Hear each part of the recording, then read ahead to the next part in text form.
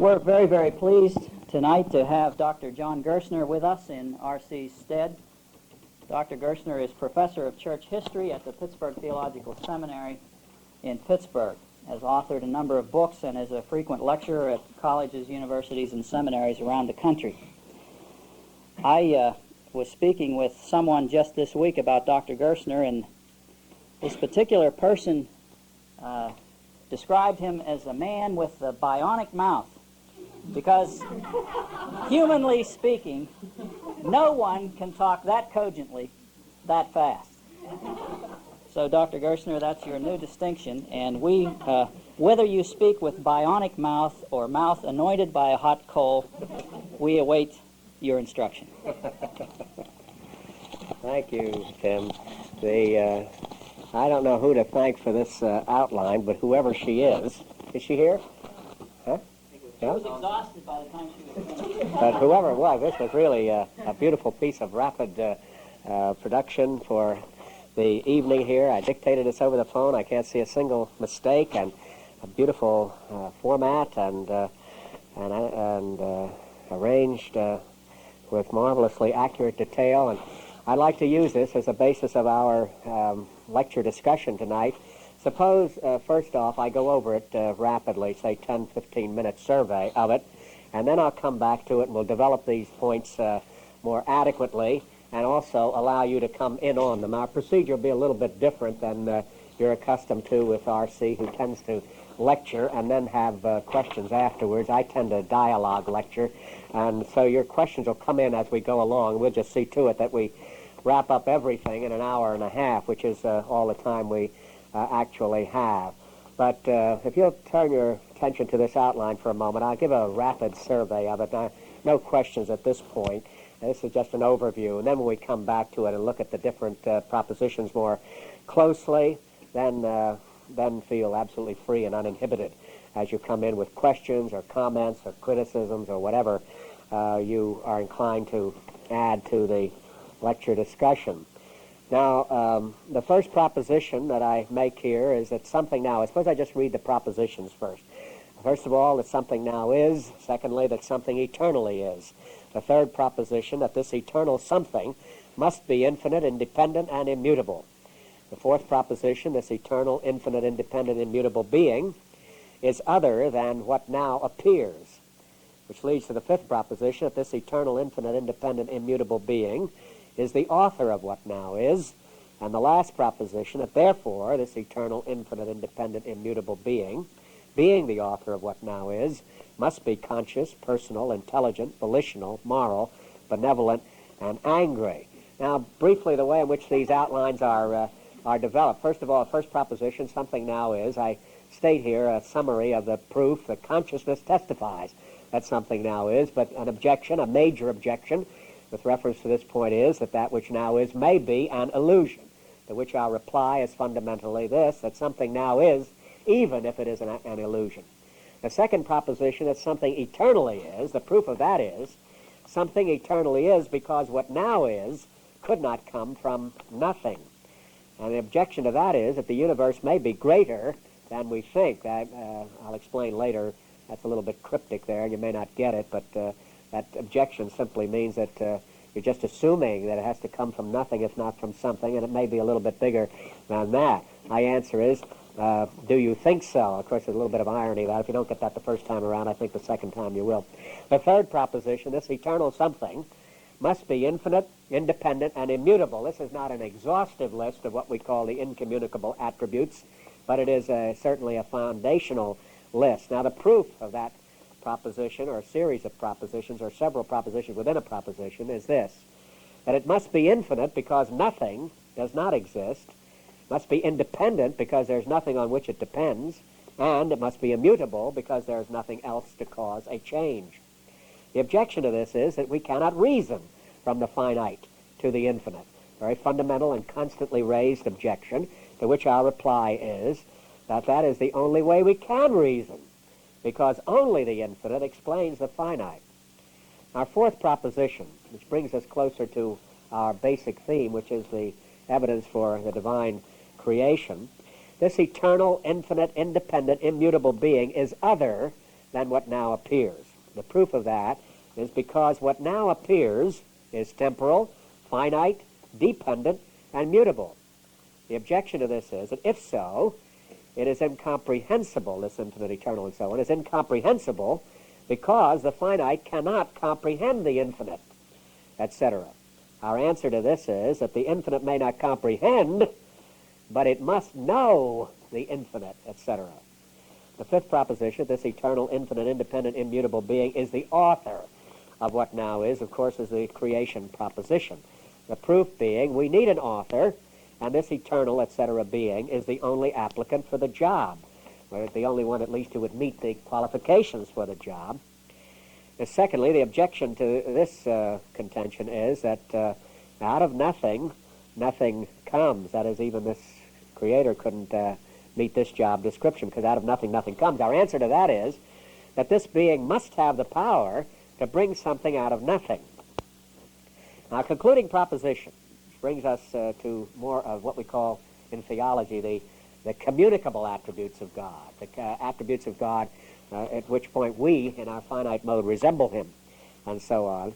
The sixth proposition is this: therefore, this eternal, infinite, independent, immutable being the author of what now is, must be conscious, personal, intelligent, volitional, moral, benevolent, and angry. The proof of that is because this being has been shown to be the author of our beings, which are conscious, personal, intelligent, volitional, moral, benevolent, and angry. Now, this, of course, again, cryptic and summary, and it's not exhaustive, but that's what the discussion is for, to explore other attendant qualities which could be mentioned, and I'll try to explain when we go into more detail why I select these particular qualities, for example, benevolence and anger. Now, the objection to that is, can we be sure that consciousness, intelligence, etc., may not come from the unconscious? Many philosophers have raised that question. Our answer is consciousness may use unconscious means for its conscious purposes, but unconscious purpose is a contradiction in terms. This is the only slip I noticed in the whole page there. Contradiction, I guess you notice, should have an A instead of an I in the first place. But this is a remarkable phenomenon here. That's the only thing I noticed. I hope the argument's as sound as the presentation in this form here on the paper is concerned. All right, now, let's go back to any question about the general overview of the thing. I mean, just you see with the way I'm moving and so on. I'm not talking now about the cogency of it or anything. That's what we'll be exploring. But anybody get lost in the overall bird's eye view, the surveillance flight, which we have just had? I suppose so far I think you can see what I'm trying to do. Now we'll get more of the worm's eye view here, look at it much more closely, and I want you to come in. I'll start then with the proposition number one, that something now is. You wouldn't think there would be any necessity for a proof of such a matter as that. And that's mainly because the proof is that consciousness testifies that something now is. I've never heard tell of a being who's not conscious of something existing. I take it there never has been, never was, never could be a being who is not aware of the existence of something now. Even if he happened to turn in on himself and say it's just his own personal consciousness, I don't care how much he limits it or how much he expands it. I've never heard tell, and I can't conceive of an individual who would deny this basic proposition, which seems to me so self-evident that some of you may be wondering why I take the time to mention it, but it's absolutely the beginning of the whole thing. This is where it all starts. We're in this universe, and we are conscious of it, and all thinking and all experience would necessarily start at that point. And the proof that I give for that is simply that consciousness testifies that something now is. The fundamental objection to that is, as far as I've encountered it, is this proposition that maybe it's an illusion.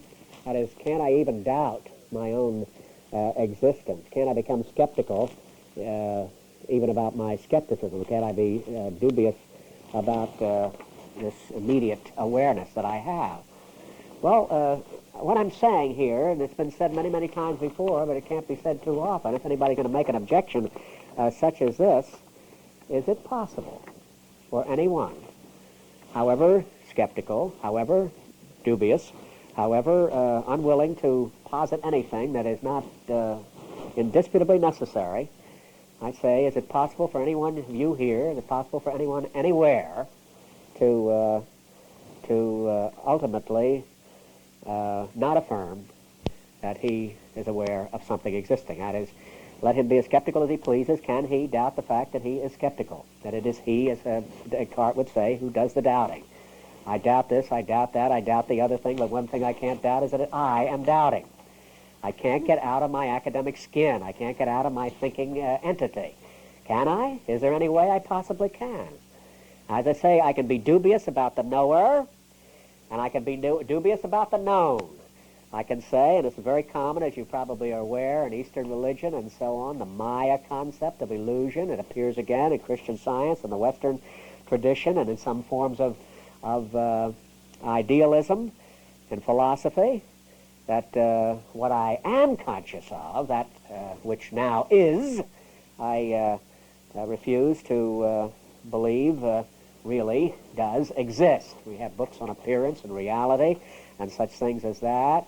We want to analyze things and insist that they dissipate under our scrutiny and all that, and the very powerful thinkers applied very powerful examination to subjects like this, but the question is it possible for anybody of the most penetrating, analytical, and skeptical inclinations to escape the fact that he's at least believing that he now is as he speculates that nothing else may exist?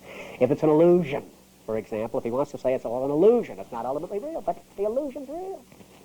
That's the given. Even if you say all that now is illusory, but that is the experience of illusion. In Christian Science, you know, some years ago, when we had some visiting lecturers who represented these different sectarian groups that we were studying in a course at the seminary, a man named Peel came from Boston to represent Christian Science. He was a very learned man and philosophically quite well informed. I was unable to be present that day, and I'd asked the students to see if they gave opportunity for questions, that this question at least we raised, whatever else they raised, and they could raise it in my name if they wanted to. They didn't care to do it in their own name, and that was this. If Christian Science was going to call the evil and the material and the suffering and so on illusory or non-real, how did they account for that illusion itself? That is, they're going to say evil doesn't exist. It is an illusion. That's their solution of the problem of evil, to deny its reality. Well, that illusion, however, which is the source of all our unfortunate thinking about there being evil and suffering and sin, that is extremely real. And I asked the class to ask this professor, who was lecturing on Christian Science, what they did about the illusion. The illusion, you see, is the solution to all their problems. They're going to say sin and suffering and materiality and so on doesn't exist. It's an illusion. See, that's the way, with one fell swoop, they destroy all that constitutes a problem for most people and reduce it to an illusion. So I say to the students, ask Dr. Thiel this question: how does Christian Science account for illusion, which itself is the source of all our imagined pain, which is causing people pain, and Christian Science is meant to deliver people from this pain and so on. So you see, illusion becomes a frightfully real thing, and indeed it becomes eliminated sin, materiality, suffering, and so on, and dumped it all and wrapped it all up in a new term called illusion. So I asked them what they did about that, and the professor was frank enough to say, quote, that is an enigma. That's a puzzle. So practically we don't know. There's no real solution. But here's the point I'm making here, is that even if a person felt it was an illusion, that illusion suddenly becomes real. I am aware of something that now exists. You try to prove to me that that which now exists is an illusion. All right, you haven't proved to me that I'm not aware that something exists. All you have tried to do is say that that something which now exists is of the nature of illusion. But it's real, you see. So something now remains, I would say, intact. And let me give you a chance now to get a word in edgewise on that first point. First of all, as far as understanding is concerned, do I need to go over it again? You want me to say this again? I've sort of said it several different times, but sometimes I talk very rapidly, as has been intimated already, and so on. And if I get around some corners too fast, you stop me. I try to make up for it, you see, by repeating But I still repeat rapidly, so it doesn't always help. So don't hesitate. But first of all, any question for what I'm trying to say here? All right, any criticism? Or any additional criticism that you can think of? Just on this first point, though, with respect to the starting point that something now is. Is there any fallacy here that you see? Is there any way of vitiating this starting point? Is this the wrong starting point? Is there a better starting point? Anybody want to suggest we start with God? Or something like that? Anyone going to say this is a human starting point, therefore it's fallacious, or something like that? Is there something wrong with the starting here or starting here, doing so in the way we do for the reasons we give? I won't say silence will mean consent, but as far as all practical argument is concerned, it's going to have to be construed that way as we move on to proposition number 2, unless you have questions or criticism. Yes, please. Does this necessarily assume in its initial proposition the validity of sense perception? It assumes that it doesn't. When you say validity, you see, it would assume that I do have an apprehension of something through my senses. That it would do. Now you could say an illusion. You see, and of course all the arguments they've had about the fact that we don't always apprehend things as they are. They appear differently than they really are, and you can tell that stick in the water is not broken as it appears to the visual senses by the tactile and so on. That type of thing. It's simply saying this: that certainly we apprehend something through the senses. We apprehend through the visual senses that the stick appears to be broken, which is indeed through the laws of refraction, the way it actually does appear. But as I put my fingers on that stick, I realize it's not at all broken through that particular sense. I find it the way it actually is. My point is that, yes, it does assume that we have an apprehension of something through the senses, and I would agree with the empiricist at a point like this. This is where we do begin, as a matter of fact. Our first knowledge comes through the senses. It may not be the only knowledge, but certainly it would be some knowledge, and in my opinion, it would be the initial knowledge. And everyone does this, the theist as well as any other particular. Yeah, even idealists and everybody else, even people who deny the material, for example. They are operating on the senses, and what they're doing is, when they say that what you apprehend by the senses, for example, I cut my hand, it hurts, and so on, that's an illusion, Christian Science would say. And we'll go into a little bit of an argument with the Christian Science as to whether it is an illusion or not, but right now I'm not concerned whether it's an illusion or not. I'm just simply indicating it's a real experience, you see, even if it's an illusory one. It is something which exists. Something now is, even if, as I say, nothing but illusion. Illusion not the same as non-existence, you see. Illusion is an existence of a different species than what we commonly call reality, and so on. But it's an experience. That's the point. Any other question or comment or criticism on this first point? If not, let's go on to the second. Now, something eternally is. This seems like a very big jump, of course, from something now is, which just about everybody takes sitting down. There's no particular problems with it. We even wonder, as I say, how a professor could justify 15 or 20 minutes on such an obvious subject as that. But when you move from proposition number 2 to something eternally is, that's a sort of breathtaking thing at first. It's how why, just because something now is there something eternal, and so on. But I think it's just as obvious when you reflect on it, that something eternally is as that something now is. If something now is, it must eternally be. But I mean, the proof here, as I stated very briefly, is that something eternally is because what now is could not come from nothing. Now, let me say that a little bit slower there. Some of you probably are very familiar with this type of argument. Some of you may never have encountered it. I don't know. But here's something which now is. And that something which now is presumably has come from that which was before, and so on. And the question would be, where did it all come from? And if that being has come from something, then manifestly there are only two possibilities. It's either an eternally existing something, which goes on being, or it's a nothing. It came out of nothing. See, I'm saying here in this first proposition, something eternally is because what now is couldn't come from nothing. It couldn't possibly be that. Something now is. All right, where does that something come from? Well, it comes from something eternal, or it just started, as we say, spontaneously, de novo, out of nothing. I don't think there is any such thing as a third alternative. There are only two possibilities there.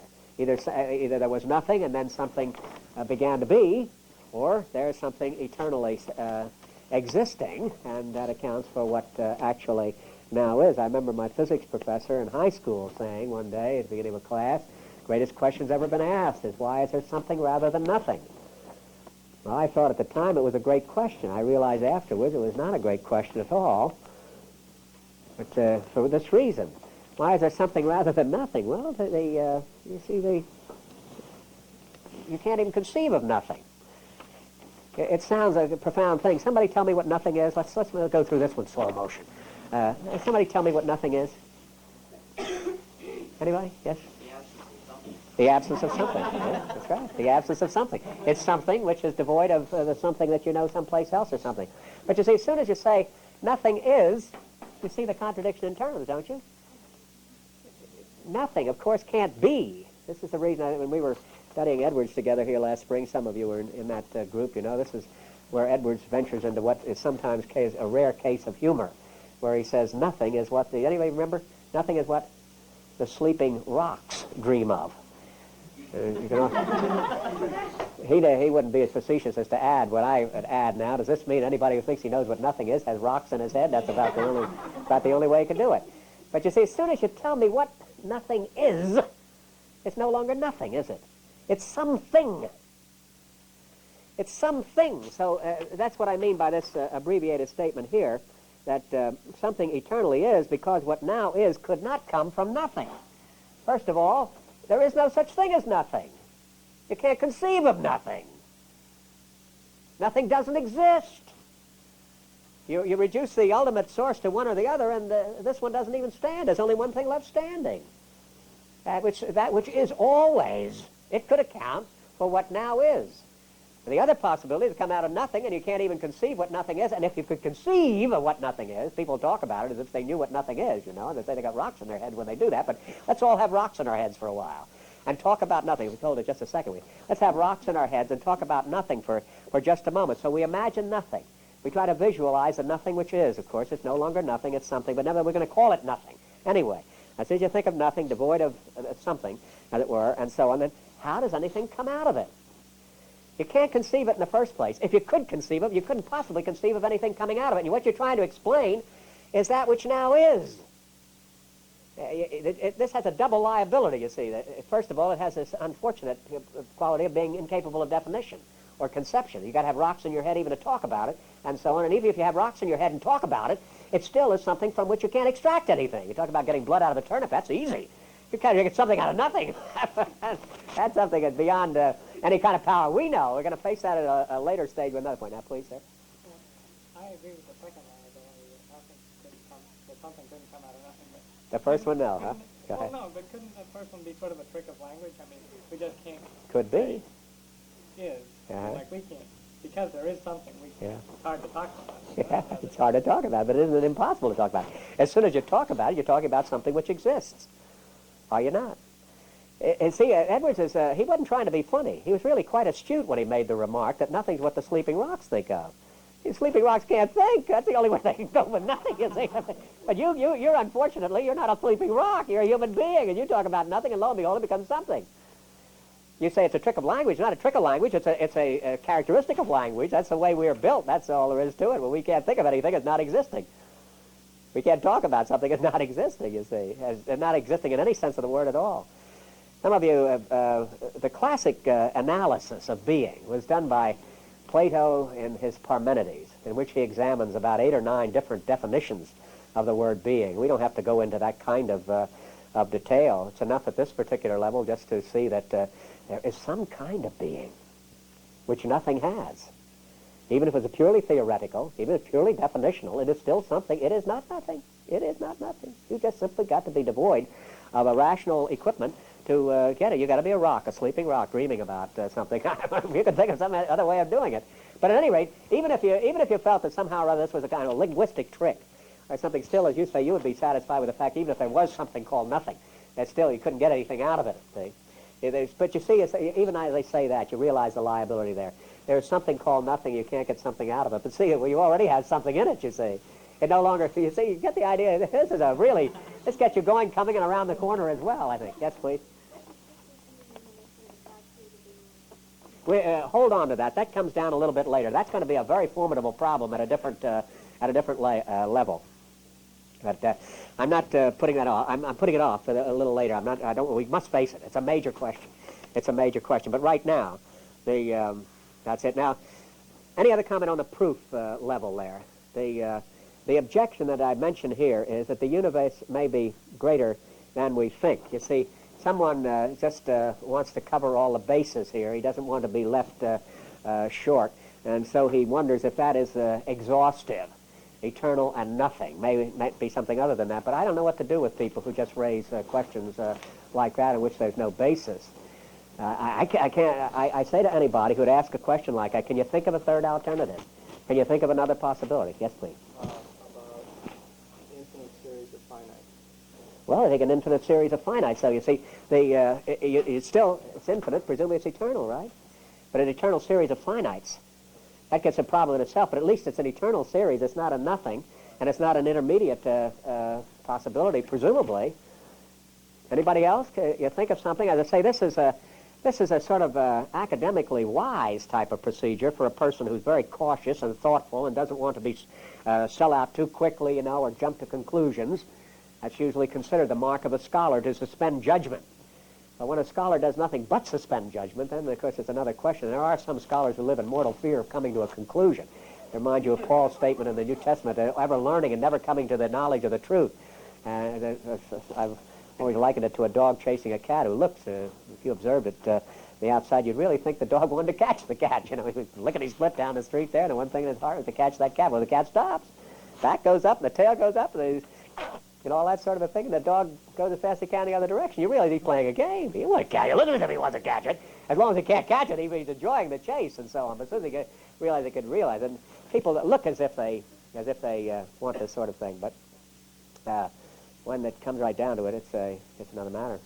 But you say suspend judgment. I want to entertain a possibility now. But what else could there be? What else could there be? It's not. That's all right. I mean, we ought to keep open to anybody who comes along and says, "Look here, I'll propose something." That's fine. But we've had a good many centuries of this, and nobody seems to have come up with any alternative. And I, for the life, we can't see any possibilities. Can you? Yes, please. At this point, I'd like to ask a question that might be in between. All right. Right. The word "something" implies the singular.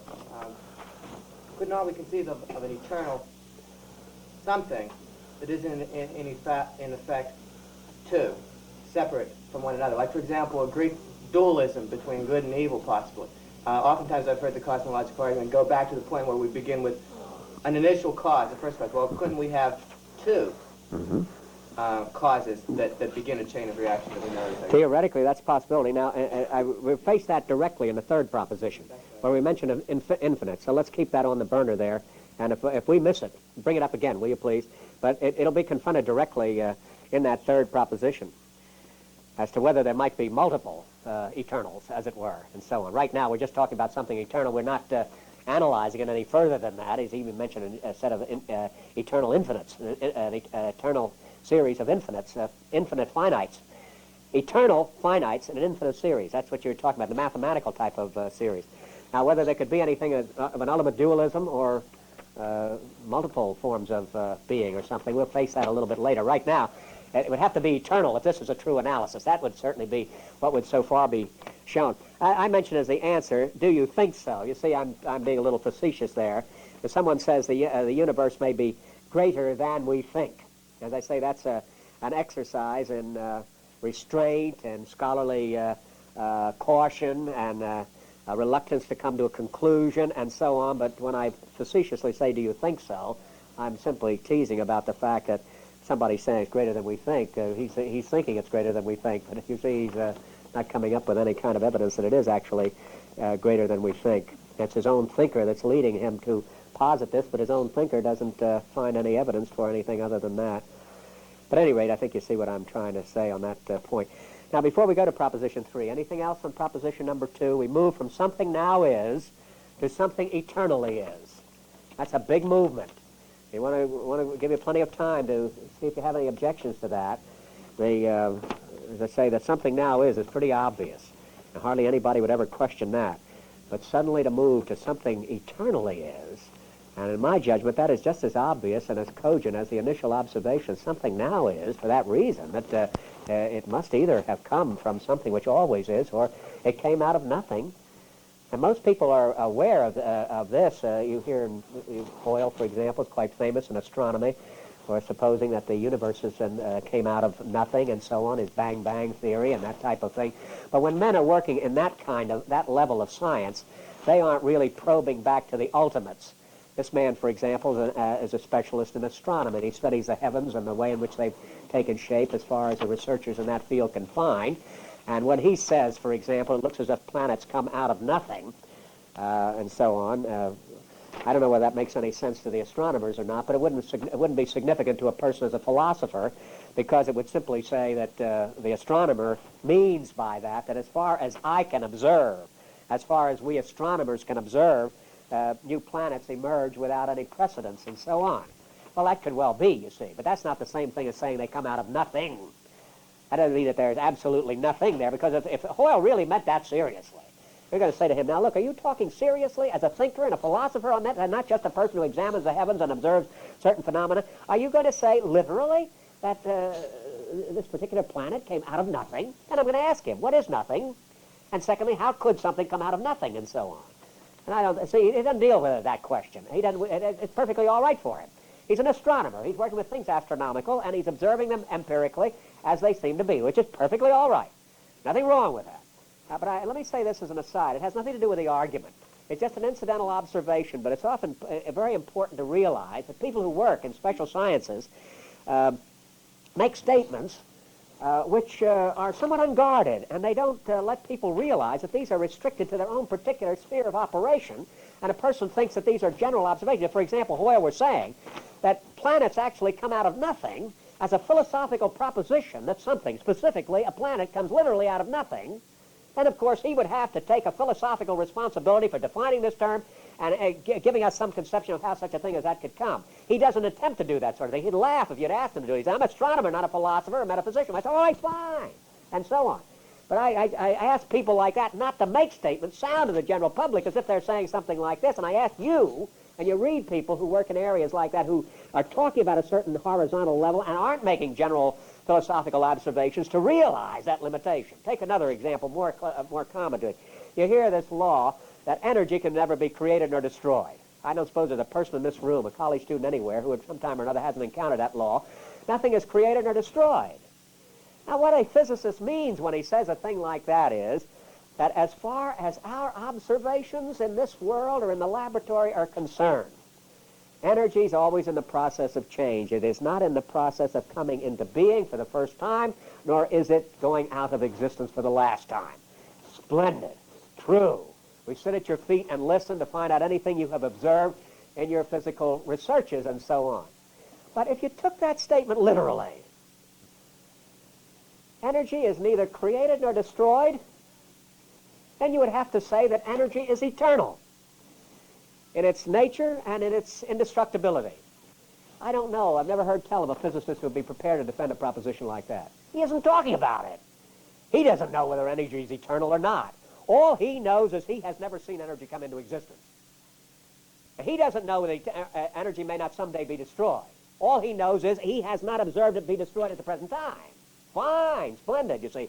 He's making a remark about that area. People read into it an infinite reference backward and an infinite reference forward, and so on. And it sounds as if energy is God, or at least has the attributes of God, eternal existence and indestructible existence. I've talked with scientists on this. I remember doing this with some men up at Cornell some years ago. We were all sitting around a table together, and a number of them were in the realm of physical sciences, and I was asking them, they agree with me perfectly on this. I say to them, we should make it plain to the students. They get the impression from what you're saying here that energy is spelled with a capital E, and really it's a form of deity. Oh, they don't mean that. The men I was talking with were Christian men, for example. They'd consider that idolatry to say a thing like that. One man who wasn't a Christian, he didn't believe it either. They meant that. But see, we tend to read that into it. And all I ask scientists there is to be a little careful in the way in which they say things, let people understand. I ask you and me, who are not professional scientists, maybe some of you are, but at least I'm not a professional scientist, when we listen to these people to understand what they're saying and we may have to supply what they don't take the caution to supply. Now let's go into, the going gets heavier as we move along here. The proposition 3, this eternal something, is so far just eternal, which is what we've noticed, because being is, and being must come from being. It can't come from nothing, therefore there's never any time when there was nothing, so it must always be, and so on. Now, we're saying more in this third proposition. This eternal something must be infinite, independent, and immutable or unchangeable. Now, how do you prove that? Well, here's a very condensed proof, but let's go over it carefully. Proof. It must be infinite. Why? Because nothing does not exist. You see that, don't you? This being has to be infinite, because nothing doesn't limit anything, does it? Nothing doesn't exist. There is nothing. There is no nothing. There is only being. It is unlimited, therefore. Okay? It's infinite. Okay? Now, it's independent. Why? Because there's nothing on which it depends. It's itself. There isn't anything beside itself. You and I are dependent, you see, but then we are not eternal beings. And we do depend on one another and so on.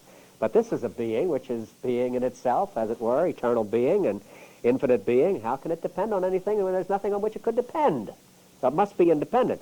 And it would be immutable because there's nothing else to cause a change. Mutability or changeability is always something which is produced by something else. Well, what else is there? But this being which exists in and of itself, eternally, infinitely, and independently. You get the argument? I mentioned objection here. I can give my own objection here. But before I give what I consider the major objection to this proposition, let's come back to your particular point. You want to raise it now? Yeah, sure. Please? So far we've been implying that this something that is eternal which exists is in the singular. Could we not conceive of a possibility of this something being of a in a dualism? Like, for example, in eternally existing eternal dualism, that there be two eternals. Yeah. For example, good and evil in terms of Greek thought. The thing about it, let's see what we have to say first of all in that area. This, whether it's 2 or 3 or 4 or 5, it would have that which would it have in common would be being, eternal being. That would have to be, would it not? In the nature of the case. If we talk, as you say, in a classic dualism, it would be material and immaterial, the material and the immaterial. Now, one thing would be clear if the argument is sound so far, and that is this: that the thing they would have in common, which exists forever, would be the being itself, material being and spiritual being, alongside of each other. And I think as far as we've gone to this particular point, that would be a theoretical possibility. At this particular point, just observing that it's infinite. The question you're raising now is how would we know that it is unified, that there's only one such being as this? Well, I haven't mentioned the unity of this being here. I should have. To say I just threw this together this evening, I was going to talk a somewhat different way, and I decided to put this outline and so on. And these struck me as the most important, but it may well be that I should not have overlooked the matter of the unity at some point. And there'll be other things that probably come up in the course of the evening that I probably should have gotten on this outline. But what I would suggest here would indicate that this eternal something must be one, as well as infinite and independent and immutable, is this, that we know, as I said to you a moment ago, we know that even if there were different forms of it, that which would be universal would be a being itself, would be eternal being itself. And it can't be any kind of being which comes into existence. And that since there's nothing other than this being, it's infinite, as we've said. But if it's infinite, of course, there can only be one infinite. If there was a second infinite, it would be limited and not be infinite. Okay? Well, excuse me, I thought that there was an equivocation in terms of being there, because at one point we're talking about being as being that eternal something, but at another point we're talking about being in terms of some kind of ontological distinction. So just eternal something, that's enough here. But to see the eternal something, we're saying must be it must be infinite, because there's nothing alongside of it. See? Now, if it's infinite, there couldn't be another alongside of it, because then it wouldn't be infinite. it would be finite. It would be finitized by the other. It would have to be the same sort of thing. If it weren't the same sort of thing, then it wouldn't be infinite. It would be, there would be 2, 3, or 4, or 5 other. Well, it could participate in a certain characteristic, that being eternal, but Right. it could, in its eternality, these two different entities. Yeah, but two different. See, as soon as you say two different entities, they no longer are infinite, are they? See, the one would limit the other necessarily. And the other problem you'd have, of course, with respect to matter, if you go back to the Greeks, you know, matter is just potentiality. It's really a concept. If you once think of it the way we do, commonly, that is the measurable, that which is apprehended by the senses, then by definition, that is something which comes into being. That is not an eternal, unchanging thing. We know matter changes. That we know. It has a kind of being. So it has a double liability connected with it. First of all, if it were another being of an eternal character, it would exist alongside the one being, and there would be actually two, and it would not be infinite at all, and it would not be independent because there would be reciprocal relationships between each other and so on. All of these, if these others are sound, you see, they would preclude that possibility. And if we did entertain it on its own basis, the material, for example, to get down to a concrete other, then that material, by definition, I say in an Aristotelian definition, it's a mere potentiality. It becomes something like a spiritual thing the way he does it. It's just something which may come into being. And of course, with Plato, it's much more concrete, that which the idea is attempting always to overcome. But it's a kind of given, and it's thought of by the classic Plato as a something other than the ultimate good. We get into some problems with Plato as to whether that good is God and so on, you know. But nevertheless, the material in Plato is an alien element. It's something other. Plato's dumbfounded by it. He doesn't know what to do with it. It has to be overcome. But he doesn't have any really satisfactory philosophical explanation in his terms. And I don't know how anybody could have in terms of an eternal, infinite, independent being. And the same way with immutability, you see. And so on. These qualities would have to go by the board. And they go by the board, then the whole argument. I mean, I'm assuming here that the argument is sound as far as it goes, you see. Now, if there's something unsound there, then we're up for grabs again, you see. But if these are sound arguments, then I would say it would militate against the possibility of more than one. But I certainly feel it's incumbent, and I wish you'd enter into this. This eternal something must be one, infinite, independent, and immutable. That's an integral part of the discussion for the reasons I have just proposed. Now, do you have any other objections that you want to give before I look at the objection which is listed here? And as I say, if some of this is hard going, and if some of you are less philosophically oriented than others and so on, don't hesitate to make us go over it slowly, and please don't be hesitant to raise your questions and objections. Any questions so far on this point? Yes, please. When you talk about independence and depth, Yeah. I'm thinking in terms of the argument of contingency. Yes. Would that put the problem in that area? Yeah, it would, wouldn't it? It's something that we know is dependent. Yeah, but if it was dependent, then it couldn't be eternal, could it? We've already proven it's eternal. It has to be eternal, see, but if it's eternal, then of course it's not dependent on anything. If it were dependent on anything, and then it would be that on which it was dependent which accounts for its existence, would it not? You get my point?